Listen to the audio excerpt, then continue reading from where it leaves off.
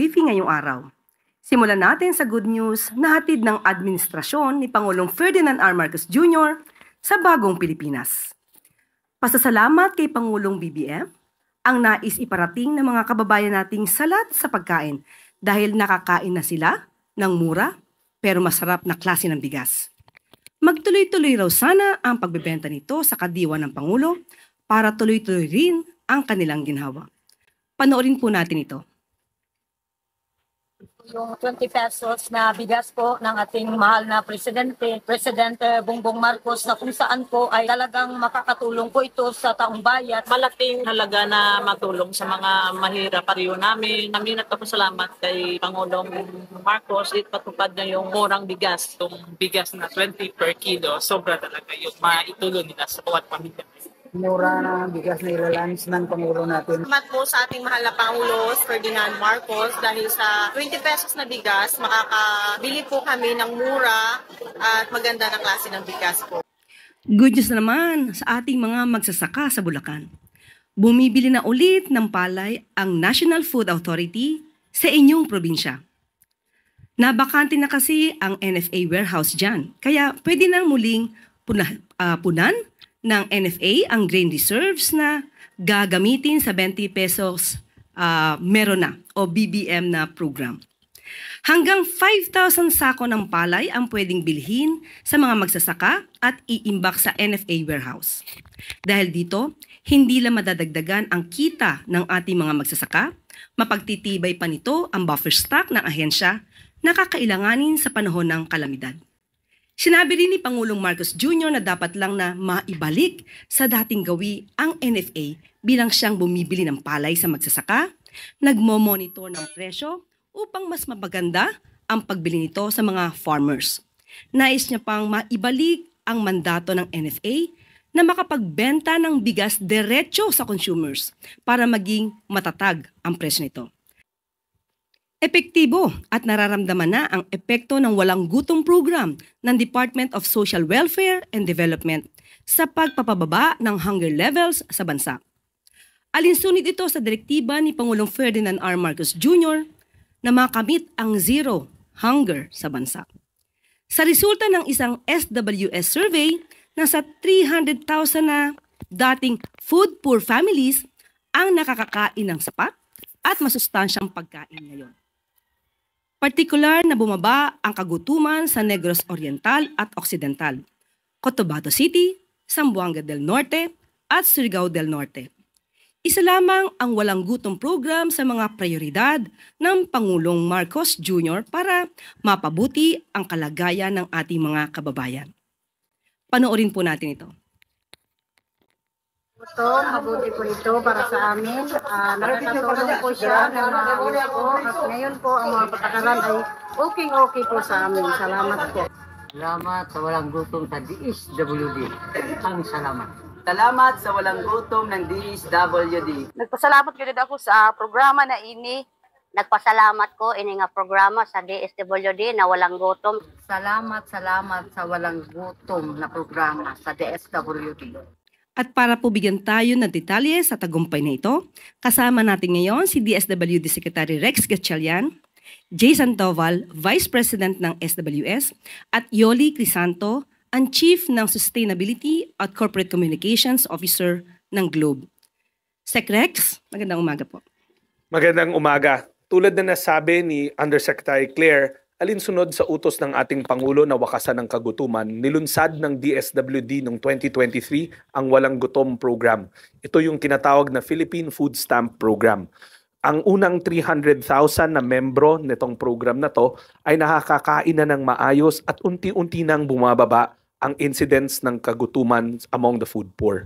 Ngayong umaga, kasama natin tulad ng sinabi ni Yusek Claire, si Yoli Crisanto, ang Globe Chief Sustainability and Corporate Communications Officer.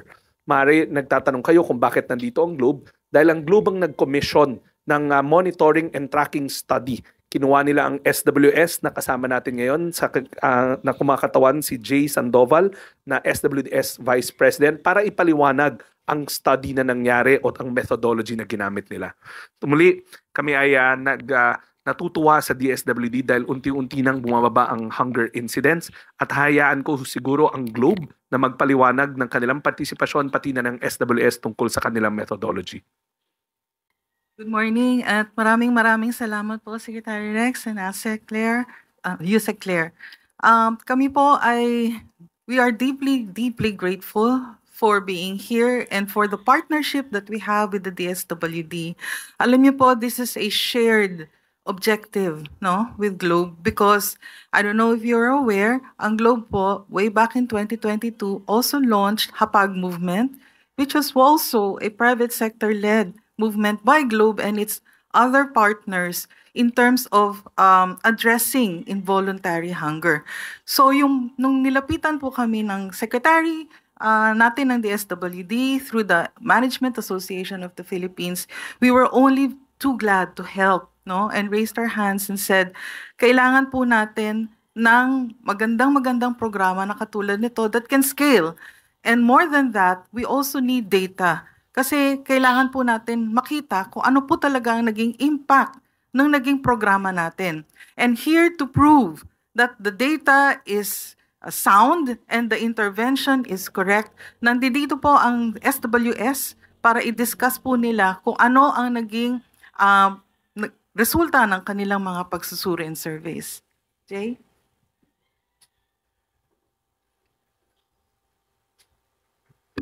Magandang umaga. Salamat po Secretary Rex, USEC Claire at saka Ma'am Yoli. Ang social weather stations po ay masaya na naging bahagi kami ng pag-aaral na ito. Dalawang survey ang ginawa ng social weather stations. Isa ay ginawa noong October 7 to 18, 2024 at pangalawa ay noong December 1 to 10, 2024. Sa unang survey, nagkaroon kami ng 2,011 respondents at nung pangalawang survey, nagkaroon kami ng 1,980 respondents. Ngayon, ang mga respondents sa survey na ito ay pre-listed. Batay ito sa pagpili sa konsultasyon at itong mga respondents na ito ay hinanap namin sa iba-ibang lugar sa Pilipinas, pinuntahan namin sila sa mga bahay nila at in-interview face-to-face. Isa sa mahalagang tanong ay tinanong namin kung sila ay nakaranas ng gutom.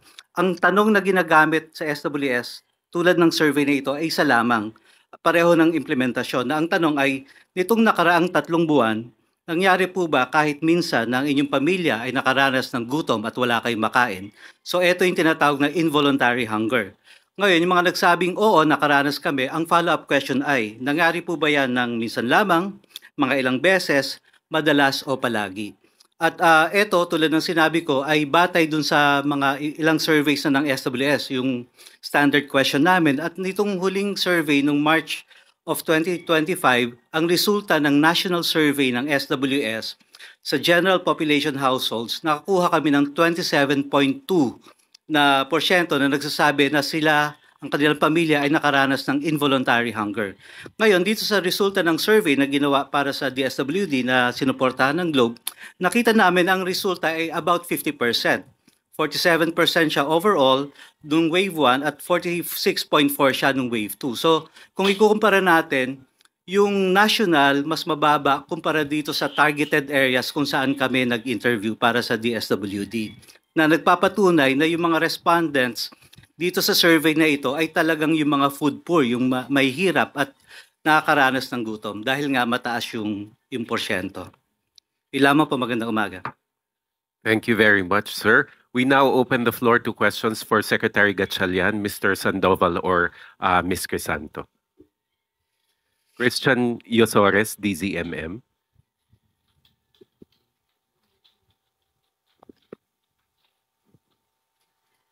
Good morning, Secretary. Doon po sa survey na lumabas, yung mga kinategorize nila yung mga sarili nila as food poor, ano po ba yung nabanggit nila mga dahilan kung bakit hindi sila nakaka-experience ng pagkain in a day? Siguro I'll let SWS answer that kasi bahagi yan ng questionnaire nila. Yung una, yung hunger, tinanong namin kung nakaranas sila ng pagkagutom. Yung food poor naman, may mga tanong din kami na nagsasabi kung sila ay food poor, pati yung food insecurity. May mga indicators kami na ang tanong ay, nangyari ba na ang inyong pamilya ay walang pagkain, ilang beses, gaano kadalas nangyari na ang inyong pamilya ay natutulog ng gutom at hindi kayo nakakain? So may mga indicators na nagpapatunay o nasusukat kung sila ba ay food insecure, among other items. Natukoy po ba doon, sir, kung sila ba ay kulang yung sahod nila, wala silang pambili ng pagkain? Alam niyo, may mga indikasyon din doon sa survey na tinatanong gaano yung inyong income, gaano ang inyong mga gastusin para sa iba't ibang mga bagay at nako-compute din naman. Ivan Mayrina, GMA News. Okay, Secretary Gatchalian, sir. Nakita ko ho, isa sa mga key components ng programa ay yung employment promotion. Ito ho mga naiangat natin mula sa gutom, 300,000 of them. How are we capacitating them, helping them fend for themselves? Kasi hindi naman ho siguro habang buhay nasa programa sila. Tama. Alinsunod sa utos ng ating Pangulo, itong mga social welfare na intervention, temporary lang, para maitawid lang sila. In this case, sinisigurado natin na may pagkain sa hapag ng bawat pamilyang Pilipino. Ngayon, alam natin na may exit to. Katulad ng lahat ng programa natin, may exit to. Importante ngayon na nakakakain na kayo, dapat samahan nyo na kami sa productive workforce para makapagtrabaho tayo at pag may karagdagang income na or stable income na sa pamilya, pwede na mag-exit. Paano natin ginagawa yan? Si TESDA kasama namin at ang DOLE. Ang TESDA, kasi alam natin, kulang sa skills ang iba nating benepisyaryo. Gusto man nila magtrabaho, wala silang angkop ng mga kakayanan or kaalaman. So pumapasok ang TESDA to give them the skills na kailangan nila. Ini-enroll namin sila. Pangalawa, may mga job fair na idadaos ang DOLE para sa mga beneficiaries natin, purely for our beneficiaries, para ma-match yung type ng companies na pupunta sa job fair para masigurado natin na angkop naman doon sa mga kakayanan at kapasidad ng ating mga beneficiaries. So it's a whole, kumbaga, ang importante dito, may nakakain, may trabaho. Paano ho yung ano natin dito? At what point do we let them go? Kung matatandaan mo, Ivan, I was here 2 years ago when we launched this. Magkakasama rin tayo dito. Na-explain namin yung exit mechanism. Una, papasok na yung community-based monitoring system o yung CBMS ng PSA.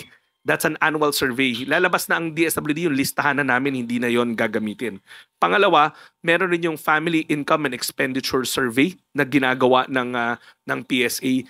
Etong mga to ay enough para makita namin kung itong mga pamilya na to ay makakategorize pa natin na food poor. Pero sa aming project design, ngayon na kumakain na sila na maayos, pag iigtingin yung programa, i-expand. Kasi remember, ang food poor niyan, 750,000. Naka-first 300,000 pa lang tayo. So within the year, idadagdag natin yung other 300,000. Next year, another 150,000. And as they progress, dahil may trabaho na sila, hindi na sila gutom, pwede na sila maging produktibo, kasama natin sa workforce, mag-e-exit naman tayo na mag-e-exit using those tools that I mentioned. Harley Valbuena, People's Television. Good morning, Secretary. Sir, do we have a plan to integrate the 20 pesos rice to the Walang Gutom program? Baka pwedeng yung vouchers ng beneficiaries magamit din na pambili ng 20 pesos rice. Eksakto yung tanong mo. Utos ng Pangulo na walang sariling departamento na gagalaw ng hindi in coordination with other departments. Kahapon lang ng hapon, nag-usap kami ni Secretary Laurel at kukunin na yung mga listahan ng mga accredited retailers. Ito yung mga kadiwa ng Pangulo, mga maliliit na agri-co-op, kung saan nagre-redeem ng pagkain yung mga food poor beneficiaries natin. Doon ngayon isusupply, bibigyan sila ng supply nung murang yung 20 pesos na bigas para yung food credits nila, mas marami pa silang mabili. So, sir, kailan po kaya pwede mag-start? Nagsa-start na. Binigay na namin yung listahan sa Department of Agriculture and they're now going to make sure na yung mga retailers na to, around 1,000 of them for now, makatanggap na nung murang bigas para yun ang maibigay naman nila doon sa mga food poor nating beneficiaries. Eden Santos, Net25. Good morning po, Secretary. Tanong ko lang po kung ilan po yung porsyento ng mga pamilyang Pilipino ang nagsasabing gutom po sila. Yung 27 point something na binabanggit po ng SWS. Palagay ko mas maganda SWS ang sumagot niyan. Yung 27.2% ay batay sa isang national survey ng SWS noong March of 2025. Dito sa survey na ito para sa DSWD, ang nakita namin nung wave 1, on the overall, 47.1% ang nagsabi na sila ay nakaranas ng involuntary hunger. Ditong wave 2, nakita namin na 46.4 yung nagsabi na nakaranas sila ng kagutuman. So kung ikumpara natin yung resulta na ginawa ng SWS para sa DSWD, mas mataas yung porsyento na nagsasabi na sila ay nakaranas ng gutom kumpara doon sa average Filipino household batay sa national survey ng SWS. Paano po natin ipapaliwanag yon na hindi magkatugma yung bilang ng mga nagugutom pong mga Pilipino? Okay. Yung survey ng SWS nitong March 2025 ay general households sa buong Pilipinas. Yung survey na ginawa ng SWS para sa DSWD ay targeted yung respondents natin. Sila ay nanggagaling sa mga mahihirap na probinsya, sila ay mga mahihirap na sambahayan. So kaya expected nga na mas mataas yung kanilang pagkaranas ng kagutuman kasi sila yung galing sa mas mahihirap na bahagi ng lipunan. In numbers po, ilan po yung katumbas nung 44 point something percent and 46 point something? Hindi, wala akong numero na ito pero pwede mag-compute. So that's the yung 47% of the 2011 household. So that's about mga almost 900 households ang nagsabi na sila ay nakaranas ng involuntary hunger. So ibig po sabihin, mas marami pa rin po yung mga Pilipinong na gutom na dapat matugunan yung kanilang kagutuman doon sa target po ng DSWD na 750,000. Tama. Pero maganda rito, batay doon sa survey, bumaba yung karanasan, yung report nila na sila ay nakaranas ng gutom, bumaba siya ng 4.1% na nagpapatunay na yung walang gutom na programa ay nakatulong para mabawasan ang kanilang karanasan ng pagkagutom. Kay Secretary Gatchalian po. Ilan bago ko lang madagdagan ko lang yon. That's why sa instruction ng ating Pangulo, dapat sa mabilis na panahon palawakin yung programa. Kasi nakita na natin dun sa first 300,000 na yung intervention works. So ngayon, pag pinalawak pa natin yung programa sa more at maabot natin yung 750,000, alam natin na it will also work lalong-lalo na sa mga food poor families. So ito pong programa ito, sabi ninyo ay temporary lang naman. Ano po yung ating long-term solution? Lagi ko nga sinasabi, ang buong pangalan ng departamento namin, Social Welfare and Development. Yung long-term, yun yung development. Kadalasan ang napag-uusapan yung social welfare. Sa development side, yun yung pinag-usapan natin kanina ni Ivan. We'll make sure na makahanap ng trabaho itong mga pamilyang to para may stable income, maiangat na natin sila sa level ng antas ng pamumuhay para hindi na nila tawagin yung sarili nilang mga mahirap. Kasi even right now sa pag-aaral namin, gutom sila eh. Wala silang sapat na enerhiya para mag-participate in a productive manner sa nation building dahil gutom sila. At the same time, naghahanap sila ng kakainin. So ngayon na binibigyan na sila ng gobyerno ng pagkain, tinutulungan na sila ng gobyerno makabili ng pagkain, pwede na natin sila mahasa ng iba't ibang mga skills para makapagtrabaho. Thank you po. Tuesday New, DZBB. Good morning, Secretary. Sir, in 3 years' time, ano ang projection or nakikita nyo pagkatapos nitong programa na ito na walang gutom? Well, para sa food poor families, ang goal natin, wala nang gutom. Yun ang vision ng ating Pangulo, yun ang instruction ng ating Pangulo, at sisikapin ng DSWD na gawin yon araw-araw. And yung budget, sir, for the program is sustainable naman? Yes, kung sa katunayan, bago nag-Holy Week, nag-post kami na naaprubahan ng NEDA itong programa na to. Kaya meron na siyang sariling line item sa budget at na-assure rin ng Pangulo na sisiguraduhin na may sapat na pondo itong programa na to patakbuhin in the next 3 years para maibsan na natin o mabawasan o ma-zero out natin ang kagutuman. Thank you, sir. Pwede po sa Globe. Ayan, Globe. Good morning, ma'am. Good morning. Ma'am, ano ang nagtulak sa inyo para i-pursue yung ganitong klase ng project ng gobyerno? Mayroon namang ibang mga other projects. Bakit po ito?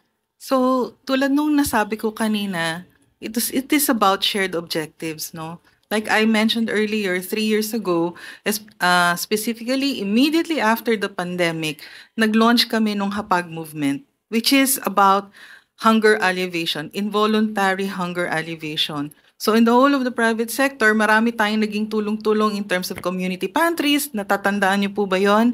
Nung panahon ng pandemya, nagtulong-tulong tayo dyan. But after that, we also saw na marami pa, hindi pa tapos. No? So we launched that, we raised money through our partners, even our customers, yung sa inyong mga Globe Rewards and all that. And we started giving out food with partners, Ayala Foundation, SOS, Tucci, marami tayong foundation naka-partner. And then, lumapit po sa atin ang Management Association of the Philippines kasi nga, through the intercession of our department secretary. And we said, since we're doing this anyway, this is our chance to do a program to alleviate hunger at scale. Kasi ang kapartner mo na, DSWD na. But we said, we needed more. That more means we need to understand does the intervention work.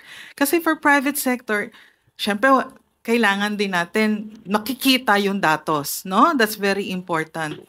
So we needed to know kung talagang tama yung ginagawa. At kung hindi, then we go back to the secretary and say, Secretary, we need to tweak the program a little bit. But owing to the results ng ating commission study from the SWS, the intervention does work. And we're very happy dun sa naging results ng ating intervention.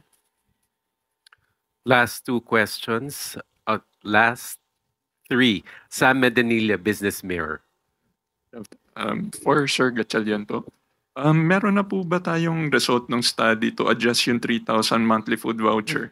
Tapos saan po magkano yung adjustment at saan po yung possible funds? Bago ko sagutin yan, gusto ko lang i-point out na may pangatlong wave tong tracking study ng Globe at ng SWS. The data collection is happening right now and we will make sure na pag bumalik na yung resulta, we also announce it. Tulad ng sinabi ni Yoli, tracking is important. Ngayon sa departamento, sa utos ng ating Pangulo, sisiguraduhin dapat na lahat ng programa nakakamit niya yung objective niya. Ang objective nito, mawala ang kagutuman. Now, yung tinatanong mo, meron kaming ongoing pilot tungkol nga sa pag-aaral na pwede pa kung paano pa i-improve yung programa. Pero dito pa lang sa programa na to na 3,000 na food credits, tumatalab na yung gamot eh.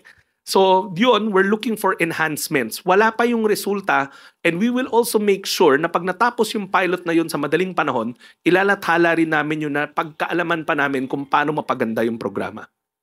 Just na lang for my part, sir. Na-mention po nila na parang plano na eventually mag-graduate yung mga beneficiaries nito.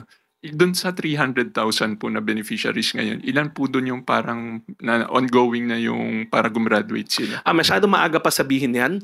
Kasi nga tulad ng sinabi ko, we're still training them. We're making sure na may sapat silang skills sa tatulong ng TESDA at ma-job place sila. Very new pa tong programa, pero ang assurance namin sa inyo, nakatutok rin kami doon sa exit mechanism. Kasi panandali ang pangtawid lamang itong programa na to. Ang pangmatagalan, trabaho. Thank you po. Jean Mangaluz, philstar.com. Good morning. Sa SWS survey, it says that there's still a high prevalence of severe hunger. Do we have the percentage on this? And later to Sec, can we ask what are the interventions for severe hunger? Okay. Batay dun sa survey, ang nagsabi na nakaranas sila ng severe hunger ay 15.6% nung wave 1 at 12.1% nung wave 2. So bumaba. Pag kinumpara natin yung beneficiary households at saka non-beneficiary households, makikita natin na mas bumaba yung karanasan ng severe hunger among beneficiary households. So nagpapatunay din ito na yung walang gutom na program na-address niya yung severe hunger nung beneficiary households.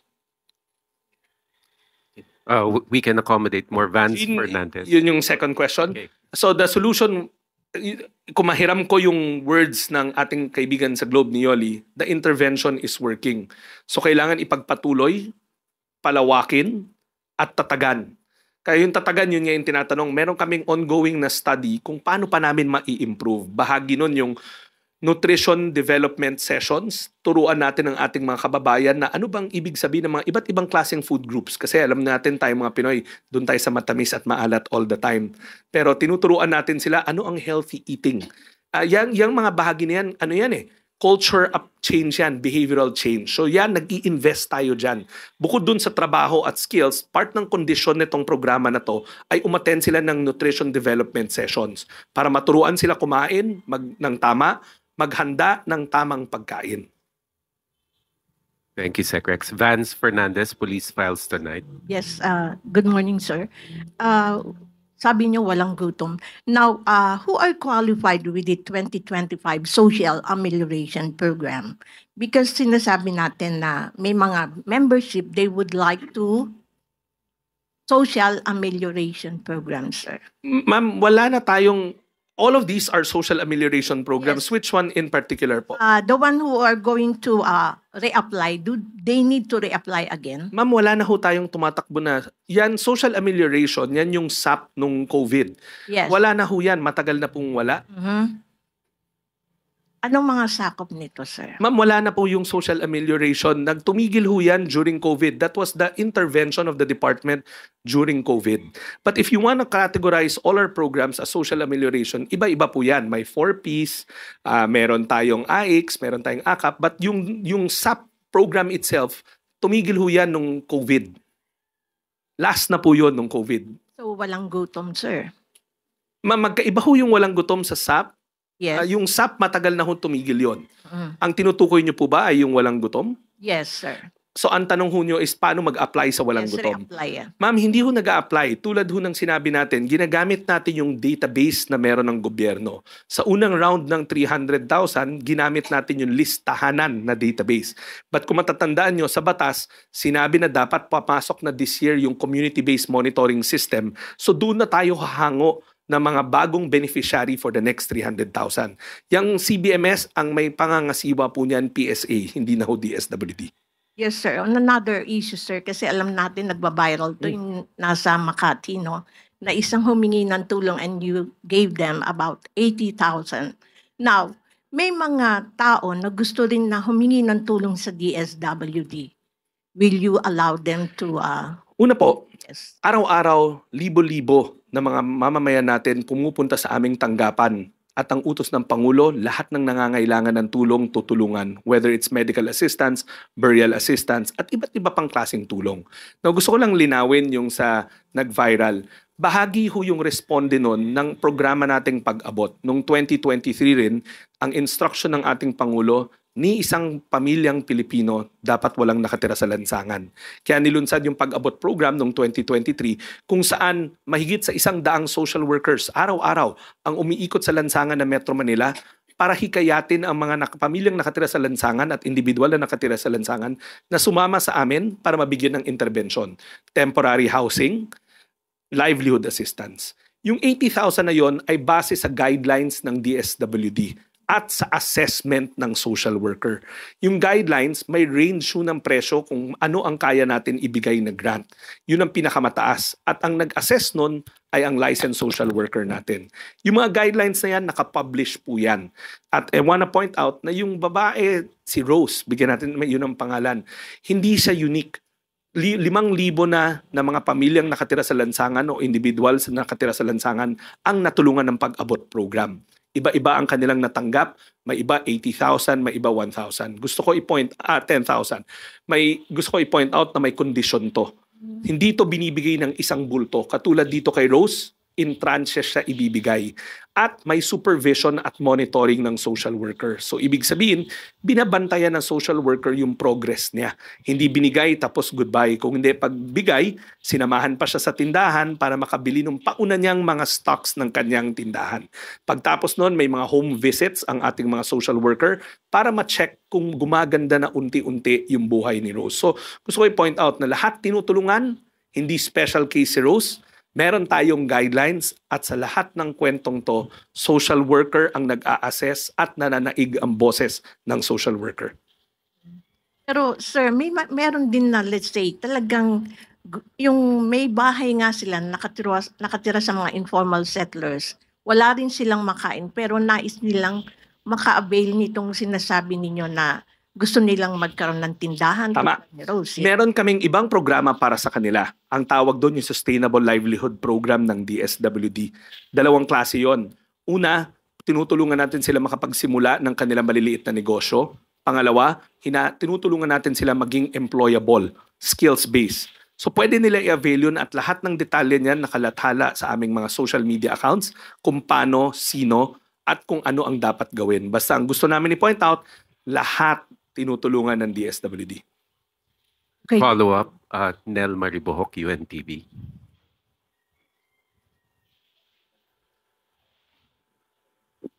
Sir, quick follow-up kay Rose. May nagsasabi na unnecessary and parang unjustified yung paggagawad daw po ninyo bilang honorary social worker. Una sa lahat, hindi ho ako ang naggawad doon. Hindi ako ang nagbigay ng term na yon. Yung social worker namin nakasama, ang mismong nagsabi na she is, sa mata niya, has the making of a social worker. Nung ginamit yung term na yun ng social worker na kasama namin, ang nakita niya doon hindi yung skills. Kasi alam natin na walang skill set si Rose. Malinaw sa atin yun dahil grade 2 lang natapos niya. Pangalawa, walang official na conferment na nangyari dahil wala naman sa kapangyarihan ng sekretary yun, more so ng department. Symbolic yung pagkakasabi nun. Ang paliwanag na namin, ang nakitaan sa kanya ay yung mga katangian ng isang magaling na social worker. The social worker who coined the term na kasama ko, ang tinutukoy niya doon yung value set na meron si Rose. Alam niyo yung social work, it's the most noble profession there is. It is the profession with the biggest heart. Bukod sa skill, may puso to. At si Rose, nakitaan nila nung puso na yon. Una, empathy. Pangalawa, compassion. Pangatlo, altruism. Ibig sabihin, gusto niyan tumulong kahit siya mismo kailangan ng tulong. Kaya nga kinabukasan, sabi niya, sasamahan namin kayo kasi nakita ko nagtatakbuhan yung mga nasa street dwellers. Pag nakikita kayo, hayaan nyo na ako ang kumimbinsi na tumutulong ang gobyerno, hindi dapat katakutan. So yun lang yun. Sabi ko nga sa isang panayam kahapon, it was not meant to demean anybody dahil why will we demean when the term came from a social worker herself? Ang amin lang, kumbaga, it's a symbolic title because of the values na meron siya. Pero hindi namin sinasabi na registered social worker siya. Hindi namin sinasabi na social worker siya. Ang sinasabi lang namin, she has the making of a good social worker. At sana, sabi nga niya gusto niya mag-ALS, sana pag natuloy yun ang kurso na kunin niya. Christian Yuzores, DZMM. Sir, clarification lang po doon sa nabanggit nyo na may sinabit kayong listahan sa DA doon sa na retailers. Yes. Ano ibig sabihin nun, sir? Yung mga food poor beneficiaries? No. Remember, yung mga food poor natin, nag-a-avail sila sa mga accredited retailers. Normally, mga kadiwa ng Pangulo to, mga maliliit na agriculture co-ops, mga MSMEs. Yan yung isa pang benepisyo nitong programa na to Natutulungan yung local economy kasi doon rin bumibili yung mga food poor natin na mga benepisyaryo. Ang hiningi sa amin ng Department of Agriculture, yung listahan ng mga retailers para pwede nilang supplyan nung 20 pesos na bigas. Kasi tatandaan nyo yung food credit, 3,000 yun. So kung bumaba yung cost ng mga bilihin, like yung rice, mas marami silang mabibili. Pwede nilang magamit, sir, yung food credit doon sa mga retailers na yon to buy yung 20 pesos per kilo. Ngayon, ginagamit na nila yung food credits na yon sa mga accredited retailers. Ang magiging bagong dimension nito, supplyan ng Department of Agriculture yung mga retailers na yon nung murang bigas. Okay po. Thank you, sir. Any more questions? No more questions. Thank you very much, Sec Rex, Mr. Sandoval, and Ms. Crisanto. Sec Claire. Yes, thank you very much. The SWD Secretary Rex Gatchalian, Sir J. Sandoval of SWS, and Ma'am Yoli Crisanto of Globe. Thank you very much. Paalala lang po na bukas na ang 51 bukas o bagong urgent care and ambulatory services centers. Nandyan po ang mga listahan para po makikita ba natin sa monitor? Okay. Nasa 33 provinces ito sa buong bansa. 26 na bukas centers ay nasa Luzon, 8 sa Visayas at 17 sa Mindanao. Ayan po ang listahan sa inyong mga screen at kung kayo po ay malapit po dyan, maa-avail niyo po ang services na yan. Kayang-kayang serbisyuhan ng libre ng mga ito ang pangangailangang medikal ng 500 patients kada araw. Sa mga special medical procedure naman, maliit lamang pong halaga ang kakailanganin po. Alinsunod sa utos ni Pangulong Ferdinand R. Marcos Jr., sisikaping gawing 24/7 ang serbisyong handog ng mga bukas centers dahil walang pinipiling oras ang sakit. Samantala, sakaling nakagat o nakalmot kayo ng inyong mga alagang aso at pusa, nangangamba sa rabies. Libre po ang pagbabakuna sa mga government hospital. Sa mga dudulog naman po sa private hospitals, may animal bite package naman ang PhilHealth. At paalala rin po, libre po ang bakuna para sa ating mga anak mula 0 to 5 years old. Kabilang sa mga libreng bakuna ang BCG, Hepa B, Pentavalent Vaccine, PCV, Oral Polio, at MMR Vaccine. Pumunta lang po kayo sa ating mga government hospital or health center para rito. Sa tandaan po natin, ilan lamang sa mga programa ng ating Pangulo ang bigas at bukas. At dito po nagtatapos ang ating press briefing ngayong araw. Maraming salamat, Malacanang Press Corps, at magandang tanghali para sa bagong Pilipinas.